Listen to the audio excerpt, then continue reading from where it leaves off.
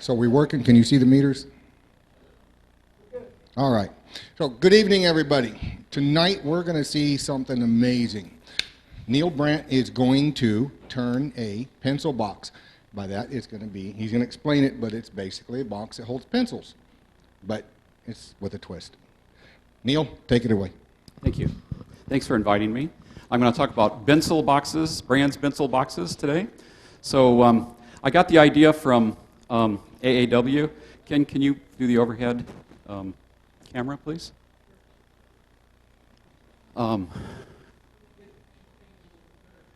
Okay. So there's where I got the idea. Is everybody a member of AAW? Is anybody not a member of AAW?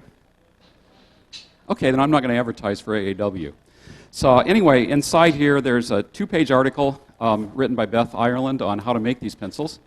And I got this and I thought, oh, that's cute. I kind of had it sitting on the table, and my daughter came over and visited, and she said, oh, are you going to make those? You got to make those. So I had to make one. And it turned out it was actually kind of a lot of fun, so I would encourage you to try it. So that's what I'm going to talk about today. I'm going to tell you basically how it's described in the journal here, but I'm also going to tell you some variations that I do that are a little bit different from how they're done. So let me go ahead and show you some. I've got 3 of them here that I'll pass around. I'll put these here. That's one that, the one in the middle here, this one that I'm putting down right now, is one made like Beth Ireland suggests making them, and these 2 are the ones that I make a little bit differently.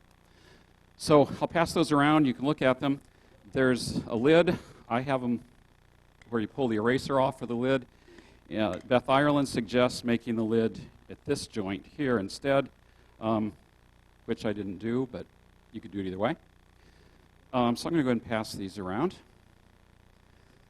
You'll notice the main difference, I'll go back here, you'll notice the main difference is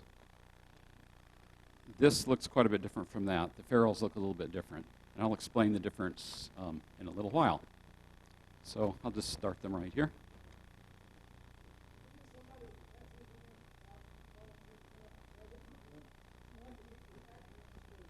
You can pass them together or separate in a minute. Okay, so let's go ahead and get started. I'm going to get started on the wood part of the pencil. There's 3 parts of the pencil: the wood part, the ferrule, which is the metal part, and the eraser. So I'm going to start with the blank. Now, what Beth Ireland suggests is that you get a longer blank and you turn the whole thing at once, then cut it in 3 pieces. But I don't do it that way, and I'll explain more later why. Let's see. So the first thing I have to do is start with the blank. Now, if you notice this blank is really, not used to this lay, there we go. 2 2x4s glued together. Here's another one here. Let me hold it up here. Can you, here you go. Can you see that there's a line here? The reason I do that is because if you look at a real pencil, that's how they're made. There's 2 pieces of wood, they're glued together. So I thought, well, why not do it that way? That way you see the line, and you'll notice that in the pencils that are going around. And the reason I use 2x4s is because I'm cheap. But you could use any wood you want. Actually, the 2x4s are nice because it makes it light, and it is inexpensive. Okay, so first thing I'm going to do is make this round.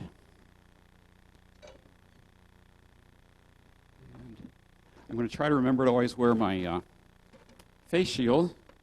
If I don't wear it, you might want to remind me.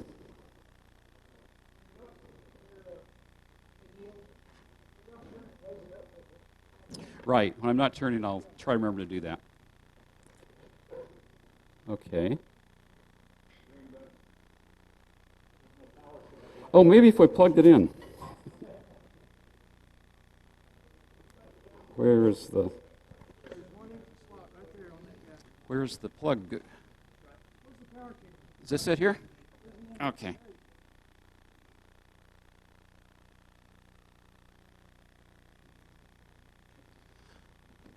Okay, let's see if it works now. Yeah, there we go. Okay, so I just want to make this round. the size of the blank is approximately, it's a little under 3 inches by 3 inches. The reason for that is the 2x4 is 1.5 inches, and I had to plane them to get it so I could get a good glue fit. So it's a little bit under 3 by 3. Okay, so I'm just going to make it round first. Whoa.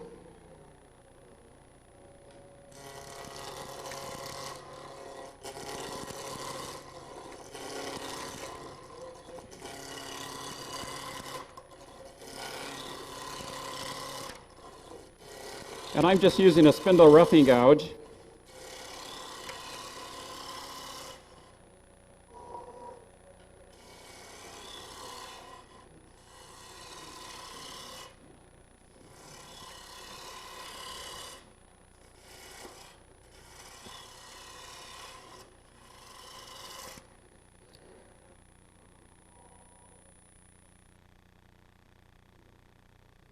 Okay, I'm going to make it just a little bit smaller.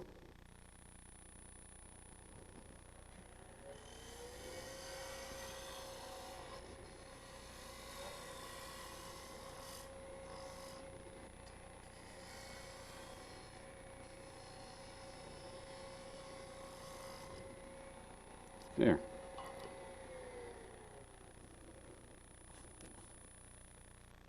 Okay, it's approximately a cylinder, close enough. What I want though is hexagonal shape, like this, like that. Okay, so what I have to do is put facets on this, 6 facets. So I need to mark where to put them first. Now, to do a hexagon, if you remember from high school geometry or something, there's a simple way to do this. If you have the radius, for me too, but I've been thinking about math since then a little bit. Anyway, I teach at math at UNT. So what I want to do is set this for the radius. Once I set this for the radius, I can just go around and get it. I'll show you what I mean in a second. So let's see. I think I'll go ahead and mark a circle here.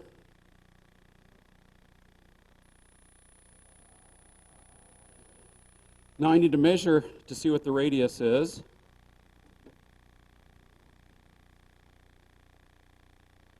And it's 66 millimeters. So that means I need to set this for half of that. Let's see. Maybe I can do it right here. So I need to set this for, let's see, what's half of 66? Sounds like 33. 22? Okay.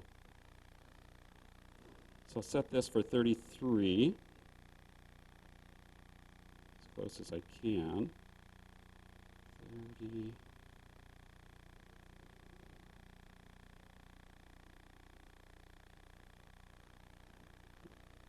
Okay, that's pretty close. Let's see how that works. So all you do is start at any point you want. So I'll start here. And then you just mark around. So I put the point where the last line was, make the next line, put the point where the last line was, make the next line. It's easier to do when you don't have people staring at you. And with any luck, should come out pretty close. I'm off just a little bit, but I'm not going to worry about how much I'm off. I'll fix that in a second. Now what I'm going to do is just mark a straight line across here. Oh yeah. You guys really should loosen this up a little bit.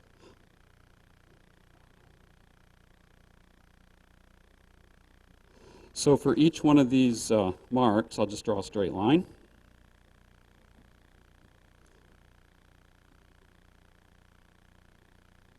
Put this one like right here.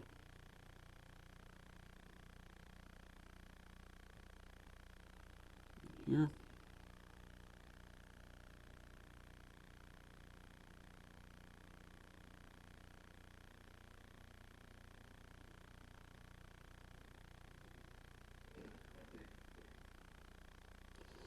Okay, so I've got 6 straight lines. Oh, I don't have 6. I missed one.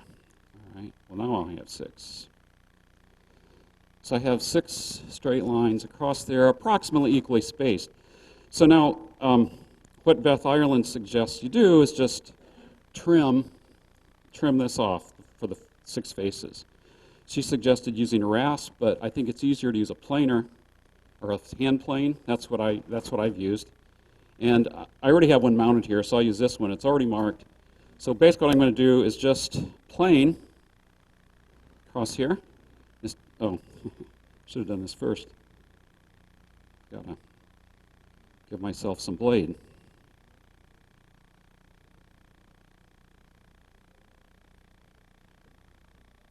That's good enough. And this table is not the best to do it on. But you just plane it, and it doesn't take long before you're pretty close. Sorry, that's probably me. Oh, well, thank you for holding it.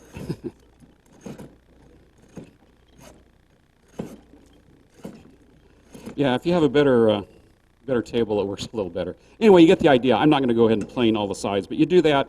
You do it on 6 sides, and when you do, you wind up with something that looks like this. Okay? So there it's all planed and ready to go. So, next step is to make this look like this, where it's hollow and you have tenons on the end. So, the first thing I'm going to do is mark centers. Since I'm using 2 pieces of wood, this, oh, by the way, if you look at this one I just did here, center's already marked because I used the centers here. This one's not marked. Why is that? Oh, I don't want to scare anyone. Okay, so why isn't this one marked? If you look at it, there's no marks here. The reason is because I don't do it that way at home. Let me describe how I do it at home. So,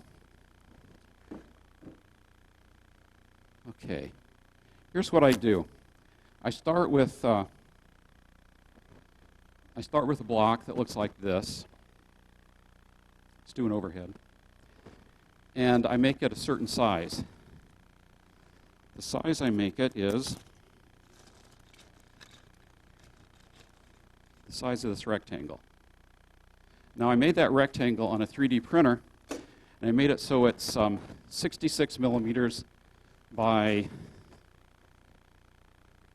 don't remember what the other, 57.2 millimeters. I do that because that way I make them a standard size and makes it very simple to make these hexagons.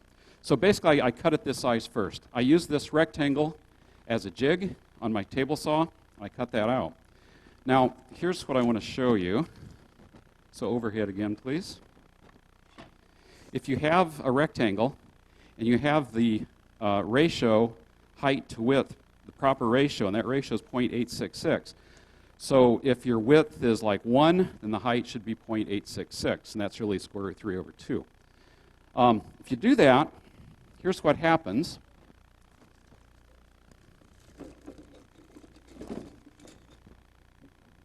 And I don't know if this will show or not. It doesn't show very well. But if you look at it, there's a rectangle, and on top there's a hexagon. And that's what this picture shows here. So basically all I have to do is take my blank, not this blank, but the other one, which is somewhere here.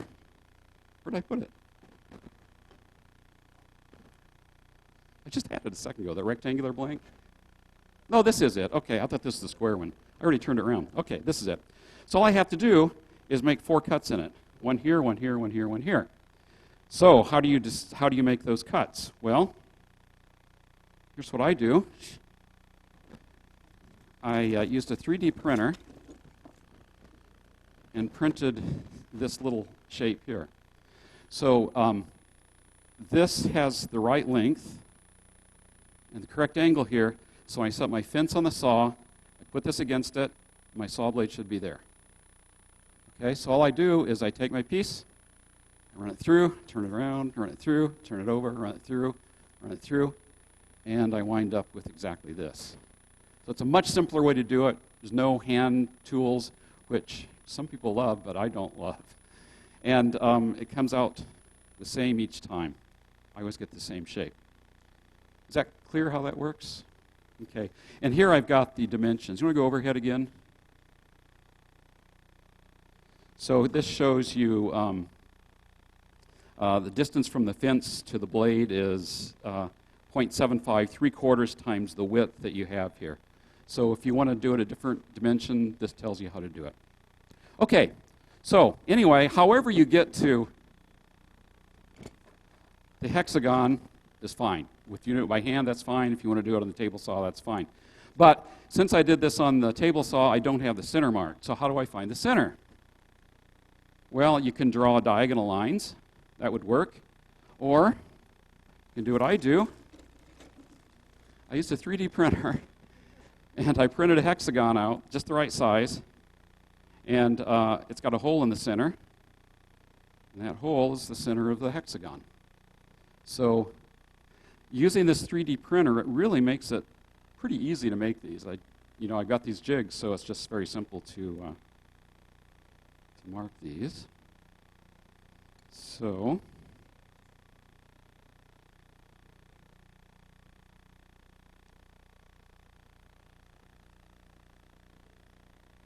okay. So I've got centers marked. First thing I want to do is put a tenon in so I can use a chuck.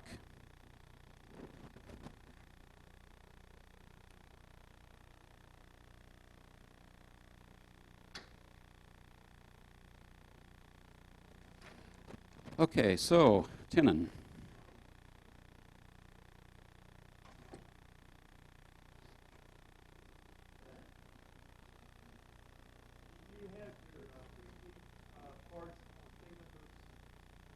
I don't. Yeah. I could put them there. I just haven't thought about doing it.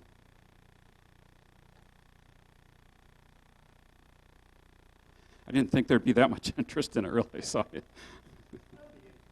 okay. I will try to do that then. Okay, so I need to put a tenon on, so I just use a tenon maker that I seem to have forgotten. So I'll use a skew.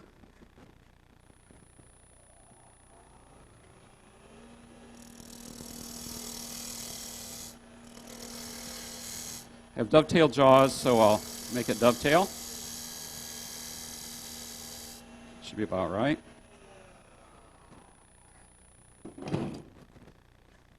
Yeah, notice this tore this up a lot. You see a lot of, I don't know, can you see that there's, so that doesn't matter because this is where the point's going to be, so it'll all come off anyway. So I don't really care about that for this side. So now I'm going to switch and put the chuck in.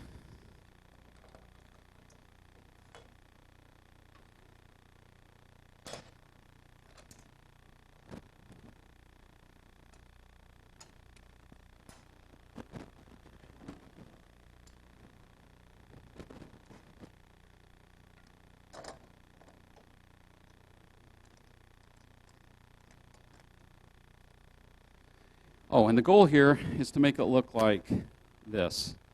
So I want to have this where the ferrule will fit, and I want to have it hollowed. I'm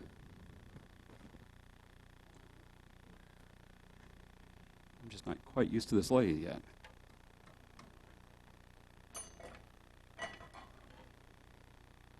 Okay.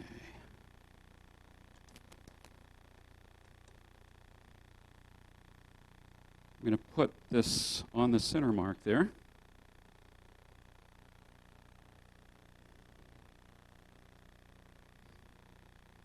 So that I make sure I get it centered.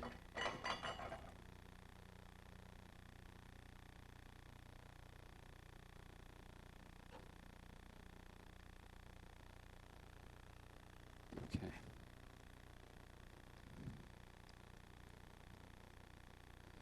Okay, so I think what I'll do first is make it fit a ferrule. Now, these ferrules, guess how I make them? 3D printer. The reason I do that is I think they look better. If you look at a pencil, pencil has wood, it has a rubber, well, some kind of rubber kind of material for eraser, and it has a metal ferrule. And I think a 3D printed one actually looks better than the wooden one. And if you looked at the ones I was passing around, there's one that's silver that Charlie has here. That's the wooden one. And if you're good at carving, maybe you can make them look better than I can, but that's about as good as I can make it look. Whereas this, I don't have to do the hard work. The printer does it. So I like to use these 3D printed ones. So what I'm going to do is first make a tenon that fits this so I can glue them in eventually. Okay, now I should have, oh, here it is. So what I'm going to do is see how much this inset is to the shoulder here. Okay, and I'm going to mark this.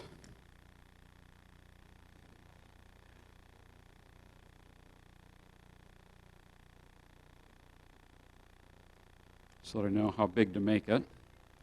I want it so it just fits in there and doesn't leave a gap. If you look at the pencils I passed around, I should have mentioned this before, one of them has a gap between the wooden part and the ferrule, and that's because I made the tenon a little bit too long.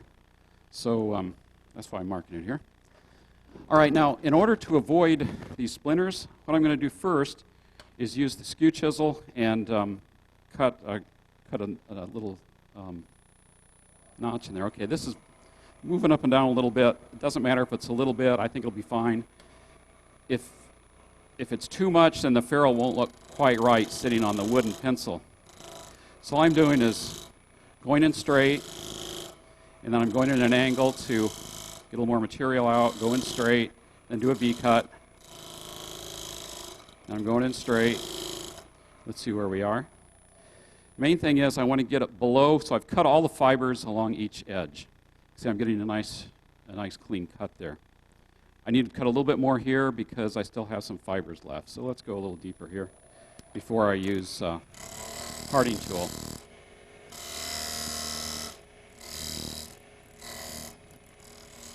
I can get a little bit off here.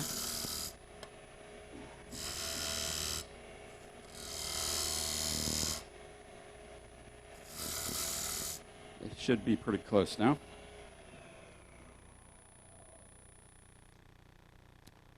Okay, so I've cut through all the faces, so now I won't have to worry about splintering. So now I'll just use a parting tool and try to get it down to this diameter. I've made enough of these that I have some idea of how far I need to go.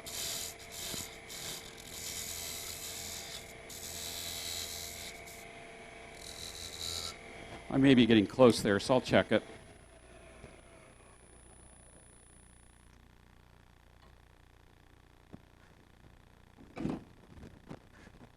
Get rid of these things I don't need. I'm going to be using.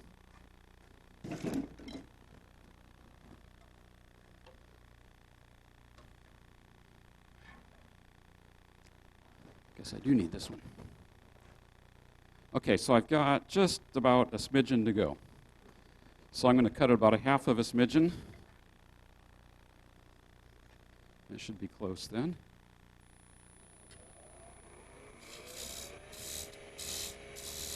And then I'm going to put a little bit of a taper on the edge there. Probably helps to have this down when now it can be up, of course.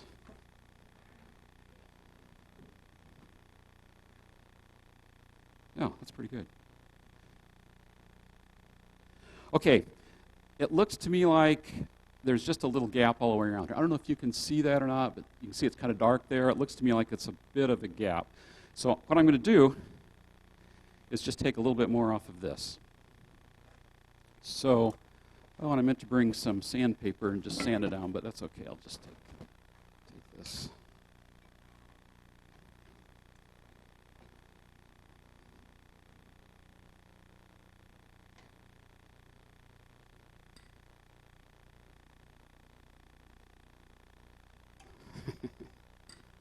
This is annoying. Okay. So So I'm just going to take the spindle gouge and do a straight cut across, just a tiny little bit.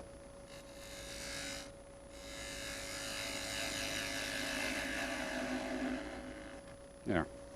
That should work.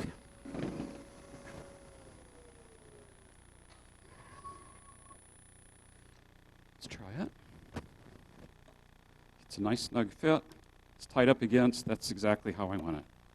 So that's what I need there. Now the next step is to hollow it. And I hollow it just by using a Forstner bit.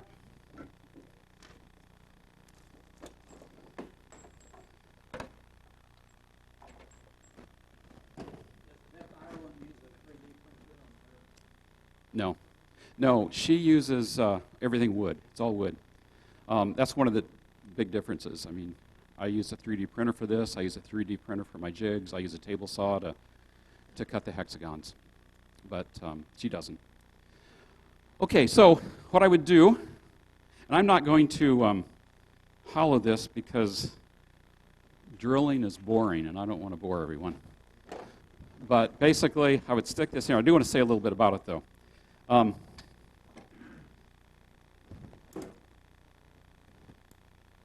So I would just put this in here, and well, maybe I'll start boring.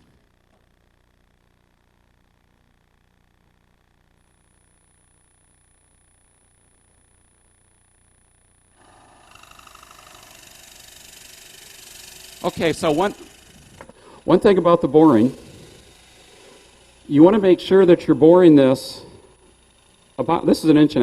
I make 1.5 inch hole. You don't want it too smaller than that. Why don't you want it too much smaller than that?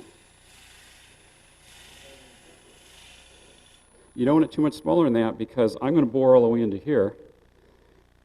And I want to be able to get is this called the quill? Is that what it's called? The quill has to go inside the hole or else I can't go far enough.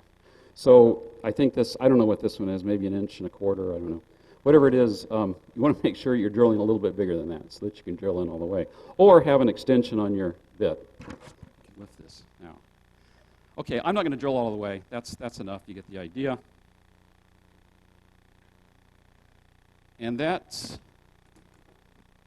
the end of this step once you get it drilled. So the next thing is I'll take it off and I'll paint it. So let's pretend that I've drilled it and painted it, and here it is. Okay? Here, you can pass it around if you want. Okay, so next thing is I want to mount it this time. So this is the tenon I was using here when I hollowed it. But I'm going to turn it around now and mount it this way. Even though this is straight and this is a dovetail, doesn't really matter because I'm not going to do much with it this way. But I'll mount it this way. And what I'm going to do is sharpen the pencil. Now, you could skip this step, but it would be pointless to skip this step.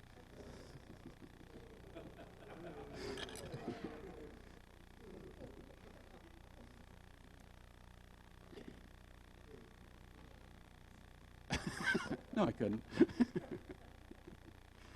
Okay. Yes, the pencil box. Yes. Okay, so all I have to do is just cut it at an angle. So I'll do that. Again, I'm just going to use a spindle gouge. Just cut it at an angle. Let's see. I did tighten that, didn't I? Doing things in front of people, you don't want to make a mistake. Okay, that's good.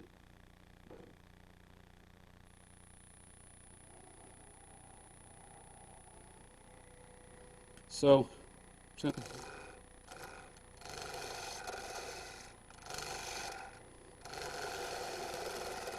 at an angle here.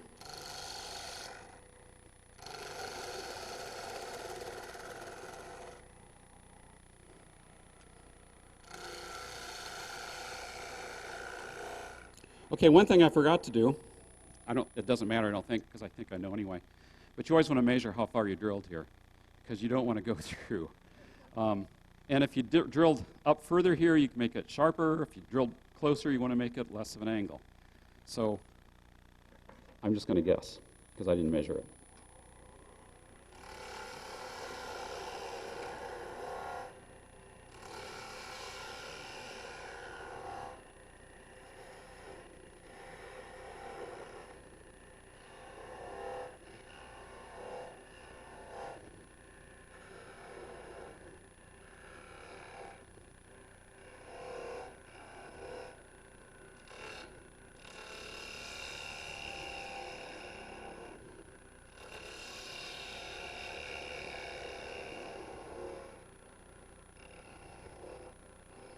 Okay, you can almost finish it with the live center there, but for the last little bit, I'm going to have to take it away. And the support's back here, so you have to be careful. You know, it could come off the lathe if you're not careful. So just kind of take it easy, and it works okay. I've only had one come off. Let me talk a little bit about that. It came off the lathe and it slammed up against here, put a big dent in it, so I got to throw it away. And I got to thinking, people chew pencils. So, so what I did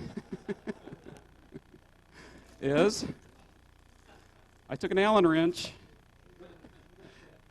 ground it down a little bit to make it look like a tooth imprint, and I made a chewed pencil. So if you make a mistake, that's fine. You can chew it. That's right. You can do what you say? I could use, yeah, if Grandma doesn't catch me. So anyway, that's what this is. And this reminds me, did you read this thing in the paper about, they dug up, oh no, that's the other one. Oh yeah, there was this guy that had a pencil and he claimed it was Shakespeare's. It belonged to Shakespeare years ago. But Shakespeare chewed his pencil a lot. So they couldn't tell if it was a 2B or not 2B. Okay, let's finish sharpening the pencil. Sorry.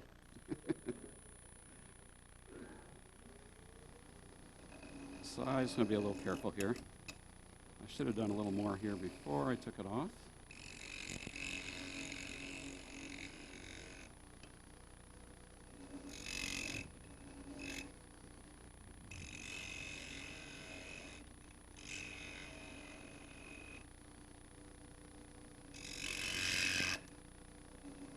Okay, there we go. It doesn't have to be perfectly sharp because pencils are only real sharp right after you sharpen them. After you use them a couple times, they're dull. So you can make it dull if you want, or you can make it sharp. So now, that's a pretty good surface. I'm not going to worry about sanding or anything. You usually don't have to. I mean, you don't sand after you sharpen a pencil, do you? So, all right, so here's what I'm going to do. I have a paint pen. This is a Tombow. It's one I like. It's black. So I'll just make the lead.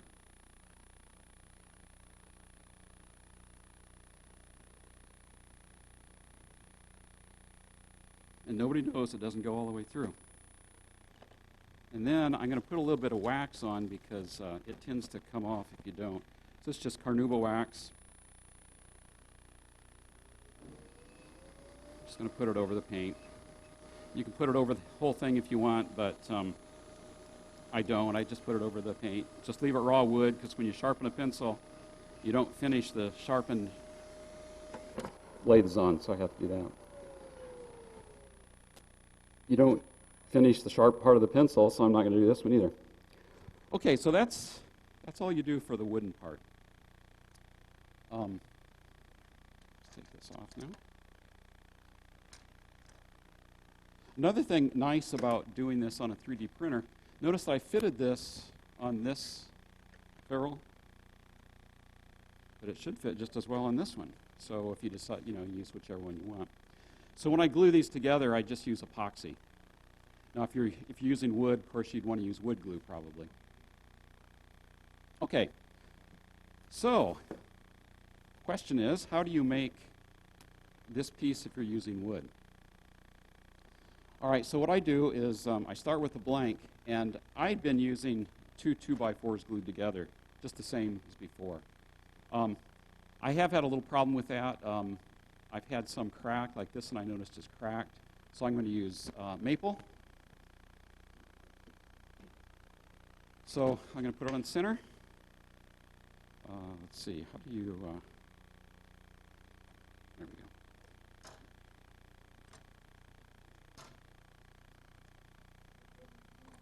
What's that? Oh. Okay, so let's see. I'm using the maple one here, so I'll find the center.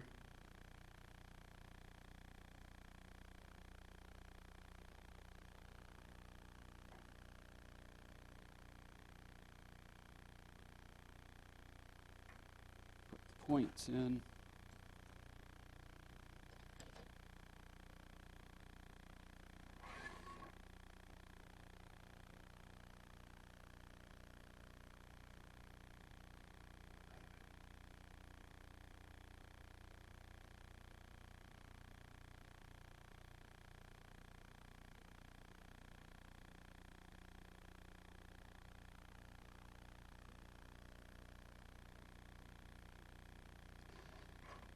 Okay, so I'll make it round.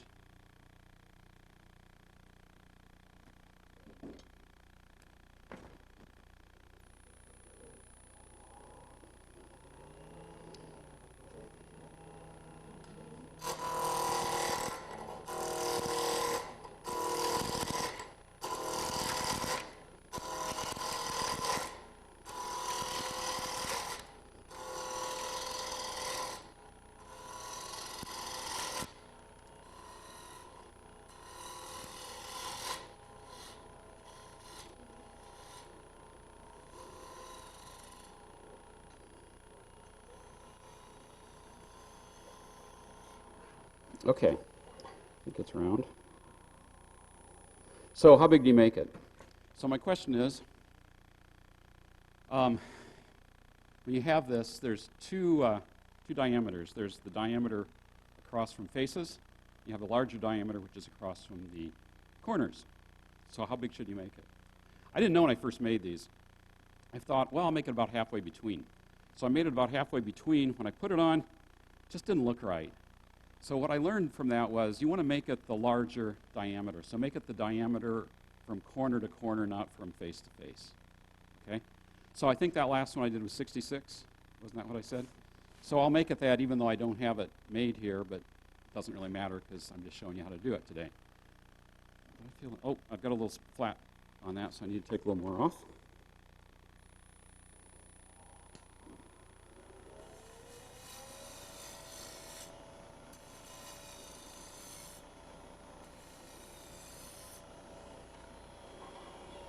Let's see what it is. I don't know. I don't have to make it exactly 66, but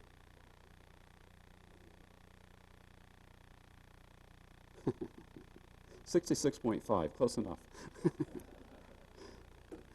But normally you would make it the same, as close as you can get it. Actually, this is a little bit high there. Let me just take a little bit more off there.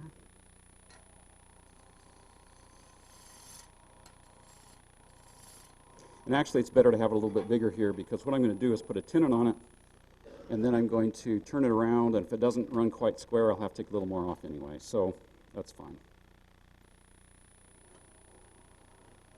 Okay, so I'm putting a tenon on.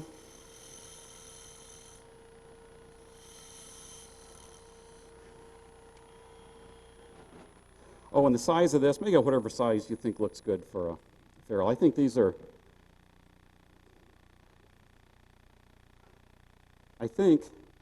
about 2 inches. So about 2 inches is good for a pencil this size. Okay, so I got a tenon, I'll turn it around.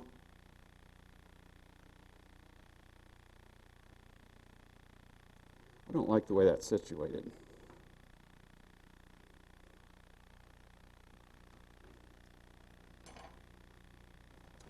let's see, knockout bar.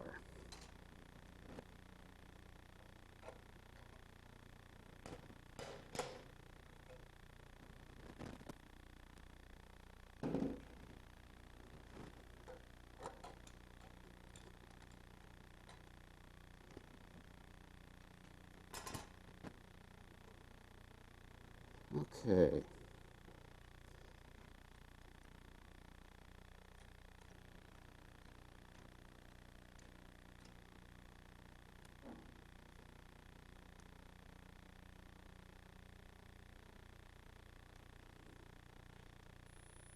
Well, it's running pretty good, pretty true.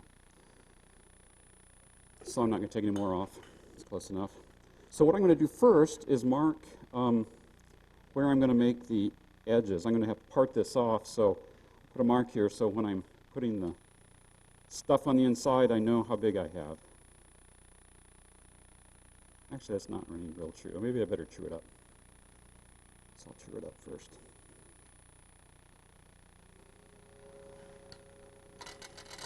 Oop, don't want to do that.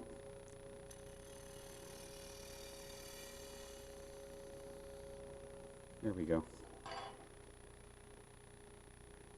All right, so I'm going to put a mark this end, mark on this end, and that is how big I'm going to make it. So, if you look at a pencil,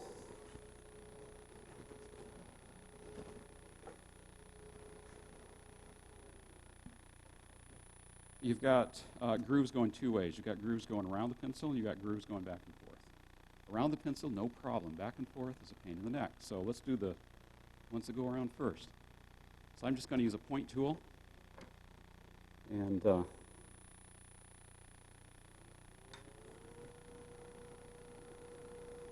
make 3 on both sides.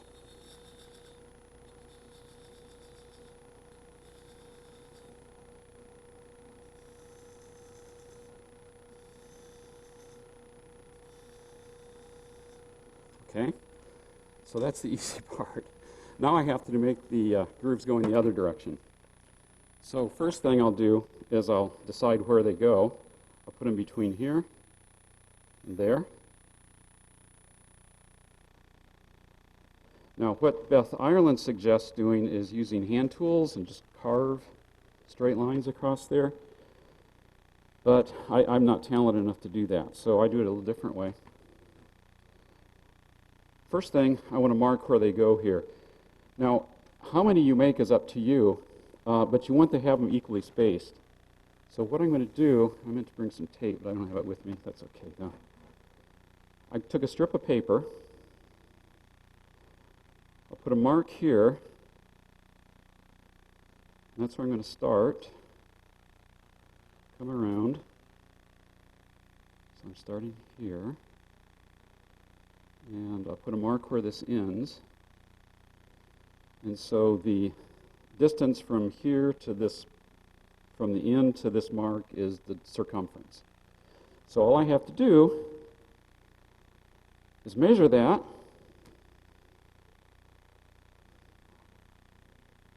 And then I use metric, it's much simpler. It's about 20, well, it's about 208 millimeters. So it's 208. So now I have to decide how many marks do I want around there.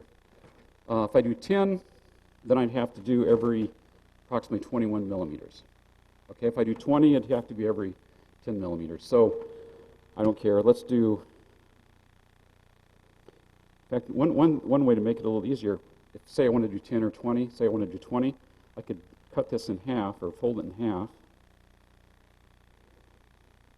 And that's 104. So I can do 104 divided by, let's say, 10, and then mark on both sides, and I'd have 20 marks equally spaced. So let's do it that way. It should be 104. Let's check and make sure. Yep, 104. So if I do 10, I'll do one. So if I do 20 marks, one about every 10. So mark it every about 10. Maybe just a little bit over.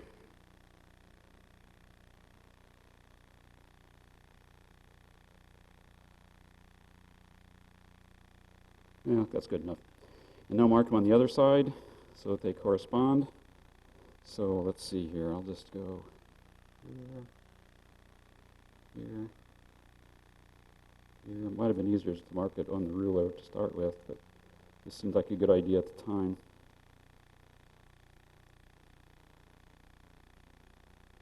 This is about as bad as drilling. It's so boring. Let's see here. This is about there. Okay. Oh, there's one more. There we go. So now you just transfer it over to here. Now usually I tape this on and I put the marks in. So I'll just put a mark here, here, here. Since I don't have tape here, I think I'll quit in a minute here because you get the idea of how this works. Okay. Now what I'll do is just get this tool rest up here and make marks across.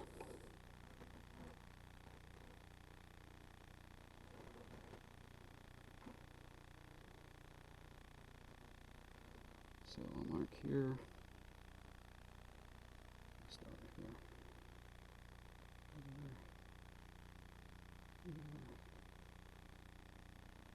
I won't mark them all because,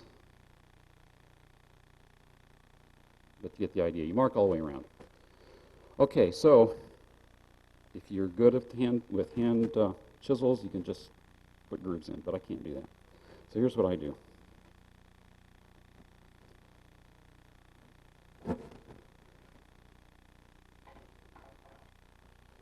Okay, so I have this little platform. It's just a post fastened to a piece of wood, just bolted on. So put this up against here. And then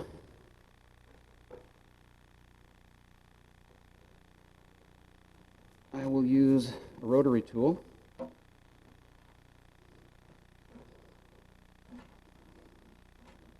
guess it'll go here.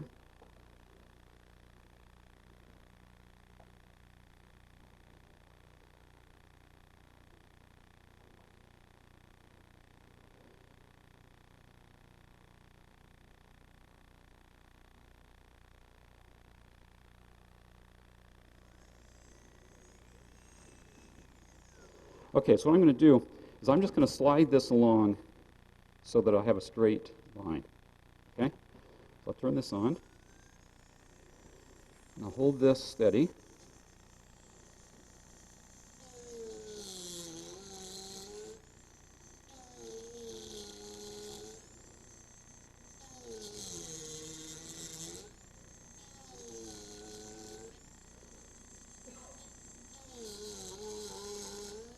And that sounds about the way I feel about it, too.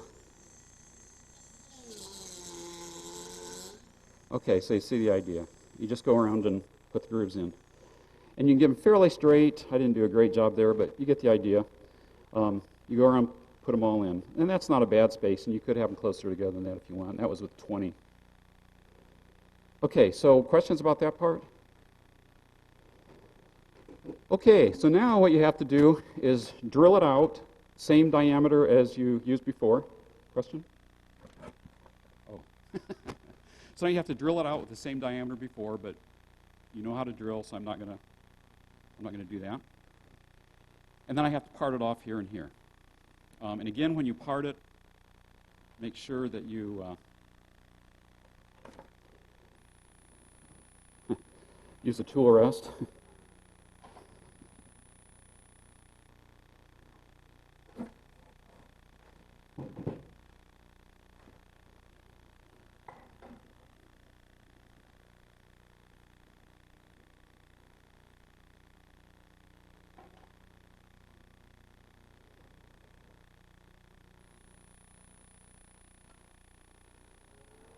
So use a skew to make sure you don't tear out the fibers,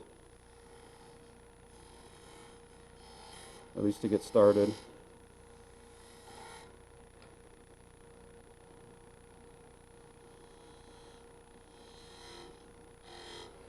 And then using the parting tool, which seems to have, oh, there it is. you can go ahead and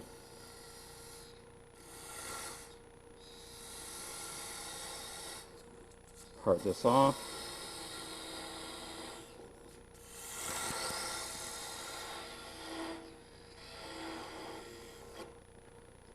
Clean up the end. Of course, there'll be a hole in it, so you don't have very far to clean up, but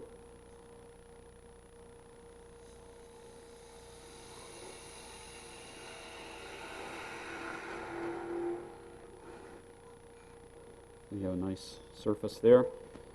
Part off the other side, and you're basically done with this, with the ferrule. I'm not going to part it off because you know how to part it off. Well, which part? This thing takes about 4 hours, I think. Yeah, and I did. This isn't solid plastic. This is solid on the outside, but inside it's only about 20% filled. So it's honeycombed inside. So if I did it solid, it would take in 24 hours maybe or something. It's slow. But you go away and leave it. So it's not like you're doing it. It's just you start it and you go. Okay. At this point, you've got a rough edge over here, so you can just kind of sand it and make it smooth. One edge is going to be, oh, I didn't get that very symmetric. Oh well. Well, maybe it isn't bad. Anyway, one edge the eraser will fit in, the other edge will go into the main part of the pencil. Oh yeah, I forgot about that. One more thing I should have done. I'll put it back on. Sorry.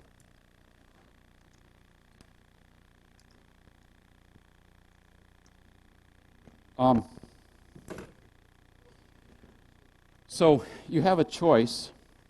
If you make this piece first, the ferrule first, you can make this diameter whatever you want. This outside diameter, you've got the inside 1.5 inches for mine. Make the outside whatever you want, and then you fit this. Or you can make this one first, and then you have to fit inside. It's easier, I think, to fit a tenon than it is an inset like this, for me. But you can do it either way. So if I were making one of these and I'd already made the hexagonal part, I'd have to fit this. So I'd have to make this indentation in here. Okay, I'm not going to do that unless you want to see me do that, but I don't think there's much point. You know how to do that. Okay. So one more step. So once that's parted off, and it's hollow and you have the inset here, then you make the eraser. And again, I usually use 2 2x4s glued together to make the eraser, but I've been having trouble with them cracking. So I'm just going to use maple again. So I'll mark it again for center.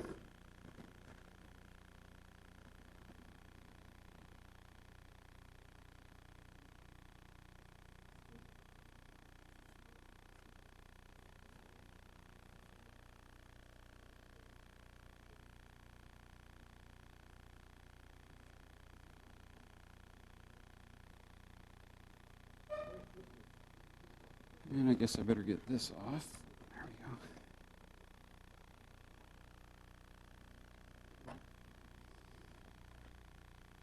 go. Let's see. Point.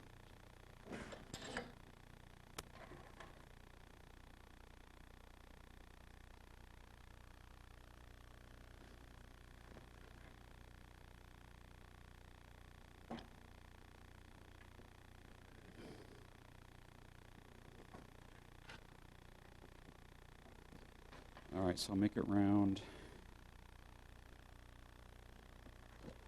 Same step as before. Make it round and put a tenon on it.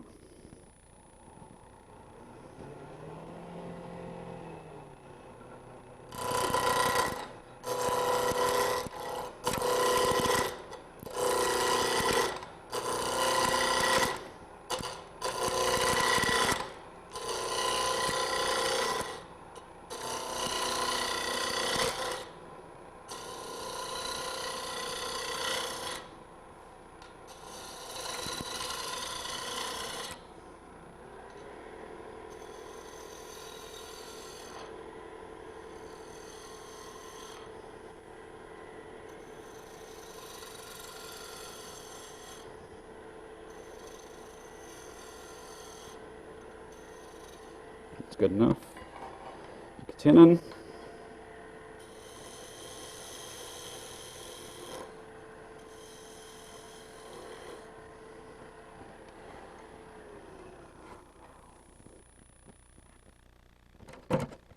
Okay, now I'm going to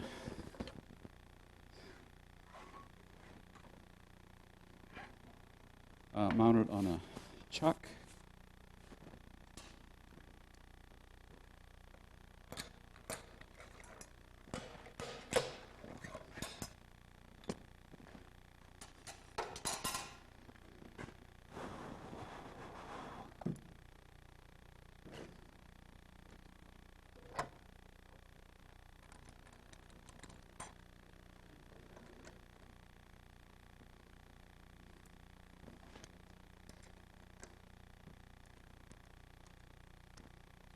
Okay, so actually it's a eraser. It reminds me of something I read in the paper.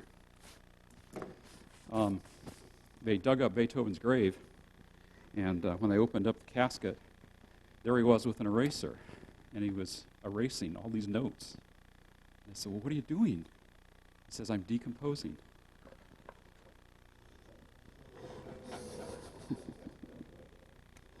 Okay, so I'm going to make the eraser. So first thing, I'm going to get nice and round, cheer it up. So what I want to do is, so I have my ferrule here. I want it so it'll fit in here fairly tight. So that's going to be the lid. It'll come off with the eraser. It'll just pop off. So I need to first make a tin in here, a good fit. Okay? So I use the parting tool. Maybe I should true it up a bit first.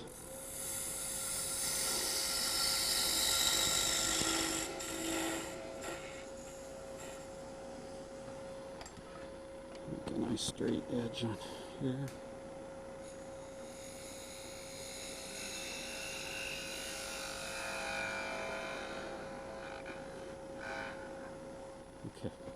Okay, that's not bad.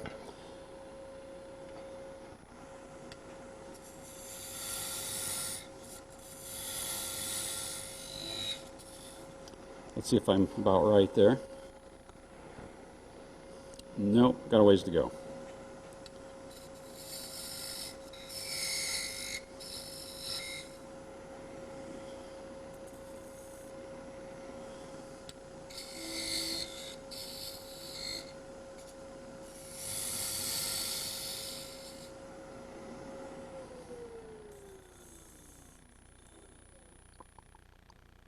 I don't like to measure things. That's why I don't measure these things. I just kind of eyeball them.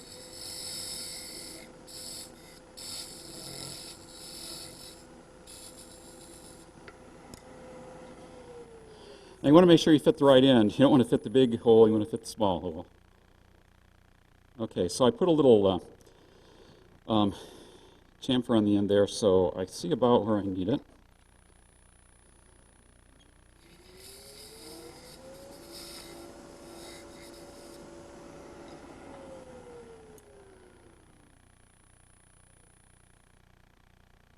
Oh, real close.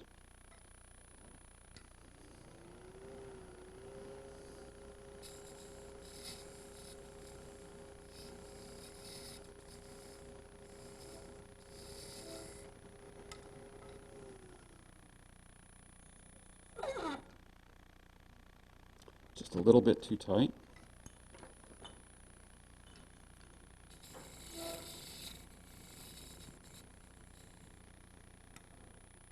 Thank you.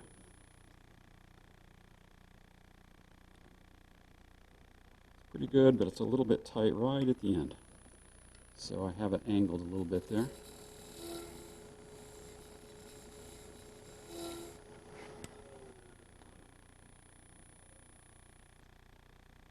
Okay, that's pretty good.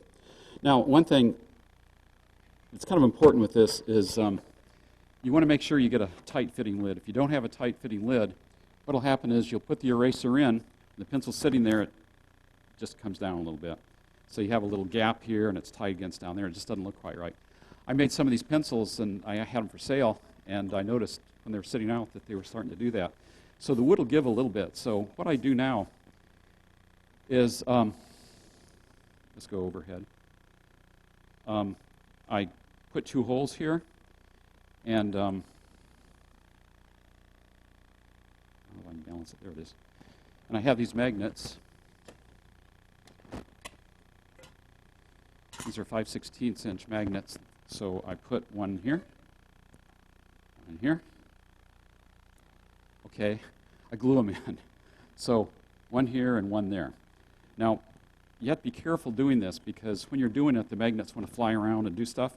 So what happened to me once, this one, is I did that, and okay, so it fits fine.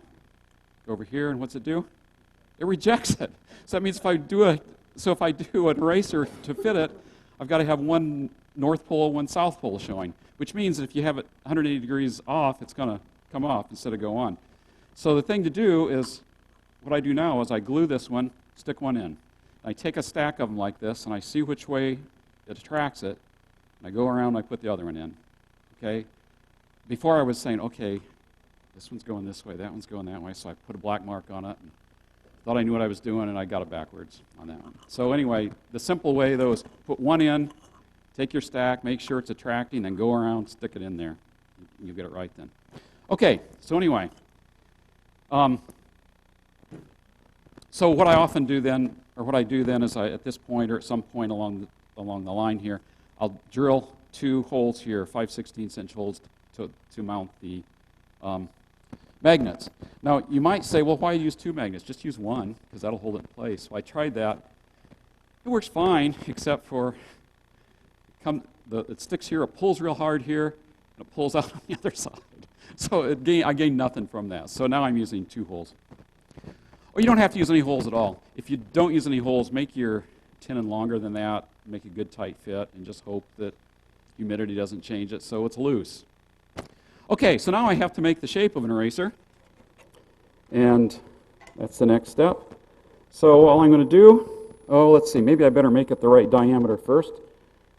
Let's see, I need to take a little bit off, because it should, right now it's about the same diameter as the ferrule. It should be in a little ways. If you look at an eraser, it's always a little less diameter than the ferrule because it goes down inside. So I am just going to take off a little more here.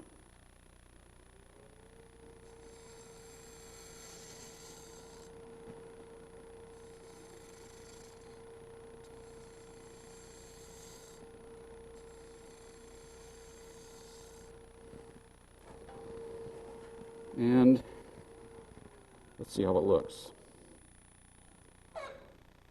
I think it needs a little more off. What do you think? Looks like about the same diameter there. So let's just take a little more off. Maybe I'll use this. Yeah, maybe I won't because I have to raise it. Use this guy.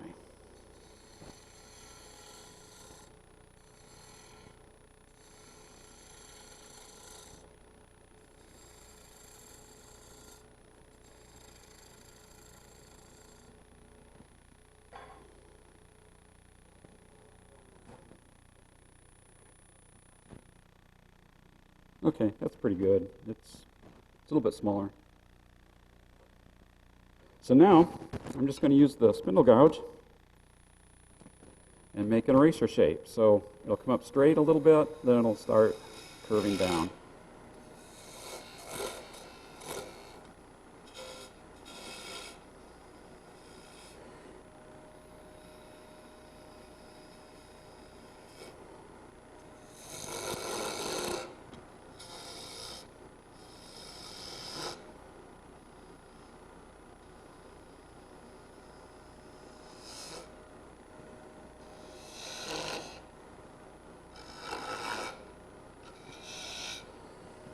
Okay, so that's good. At this point, probably want to sand it.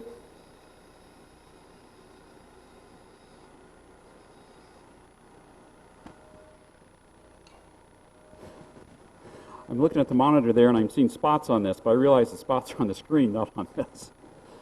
Okay, so what I'm going to do with the eraser eventually, oh, here they are, is put these flats in it. So you don't have to worry about this stuff up here that I've, this part here doesn't matter because I'm going to put flats on anyway. So all I have to do is part it off. And sand those flats on.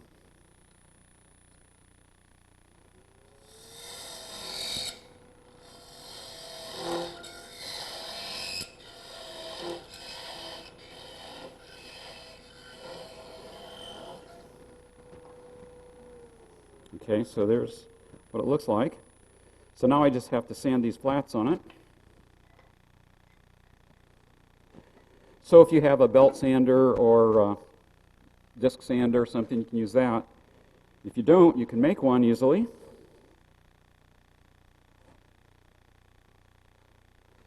And I'll show you how here.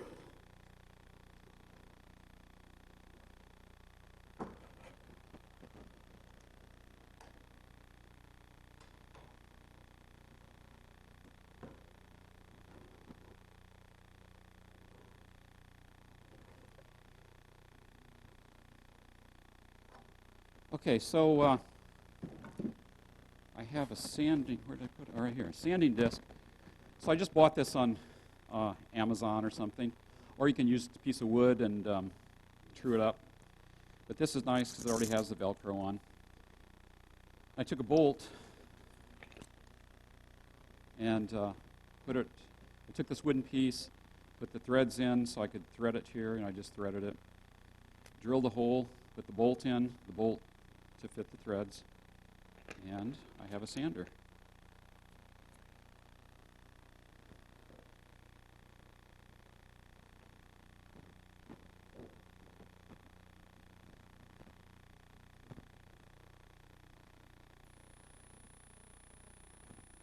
Get this out of here so I don't hurt myself, or at least I'm less likely to hurt myself. Okay, so now all I have to do is just sand this.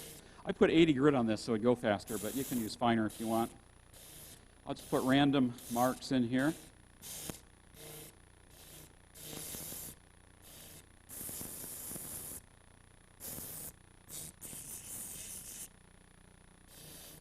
I burn it there a little bit, but it doesn't matter because it's going to be painted.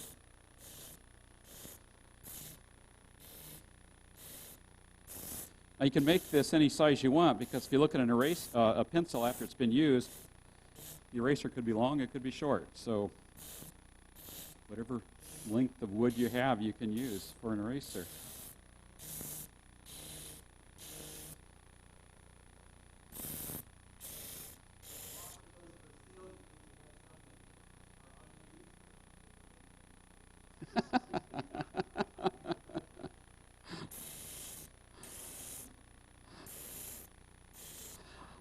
Yeah, I make plenty of mistakes, so.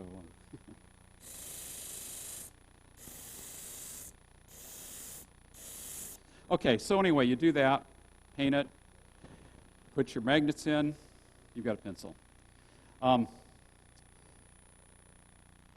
Let's see, what else do I want to say about that? Yeah, paint. Beth Ireland uses milk paint. I think it looks better to use spray paint, and here's what I use. Can you get a shot from in front, then you can see what I'm using. These are all from Home Depot. I use that for the ferrule, this for the pencil, and that for the eraser. The only trouble with the spray paint is it seems it's kind of thin, and I want to put it not too heavy, so it tends to drip, so you have to be kind of careful about that. On some erasers, I've used acrylic paint, and it does okay, but it's not quite as nice a finish as the spray paint. So are there any questions? What's your selling price? $25. You want one? I'll sell you two for $50. This one's kind of short, though. I get a discount. Yeah, I'll sell that one for $30. Other questions? Yeah. Oh, yeah, I forgot to mention that. At some point, you have to put number 2 on it, or whatever you want to write on there. You could put, like if you're doing it for your grandkid or something, or your kid, you could put their name on it. So I use a stencil, and guess where I get the stencil? 3D print it, yeah. So where can you see that? Right here? Okay, so I just printed this stencil out. I put it there, I tape it on, and I didn't bring tape, or I'd actually do this. And then I use just a Sharpie and just fill it in. And if you're good at, I'm not good at printing, but if you're good at printing, you don't need the stencil. Or you could just probably buy a stencil, probably at Michael's or something. They'd have one where you could put the N and the O.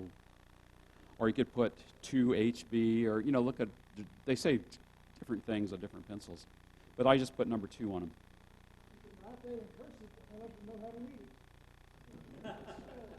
If I wrote it in cursive, nobody could read it. Other questions? Okay, that's how you make a pencil.